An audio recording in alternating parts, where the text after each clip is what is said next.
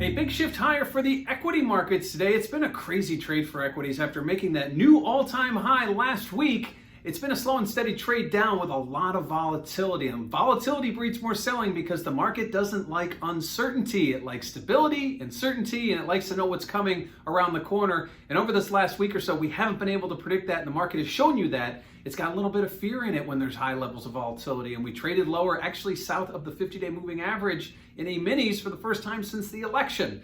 But now we're back above that level comfortably and nearing the all-time highs again. So market seems to have gotten its sea legs back under it very quickly. A lot of that has to do with the end of this short gamma squeeze that we've seen, and ultimately right now targeting the all-time high of 38.62 in E-minis. We aren't quite there yet, but that seems to be the path that we're on. Now, as I aforementioned, volatility jacked up way big when we saw this short gamma squeeze. Whether it's shorts covering, whether it's uncertainty in the market, maybe even a little bit of fear, we saw volatility spike. Today we saw volatility come back down to earth, and with that, we saw the bid to the underlying indices. Actually, the VIX index got down to around 25 after being way higher over the last several sessions. So that's a big shift in volatility, and again, it garners optimism and stability, breed higher levels in stock indices. And lastly, what do we have coming up? Well, we have the beginning of our 3 days of jobs. That's ADP on Wednesday, claims on Thursday, and non-farm payroll on Friday. Yes, the ADP number is expected to be stronger, so that's something the market's going to watch very closely. We continue to have earnings reports. We've had earnings all along. It seems like they've been overlooked slightly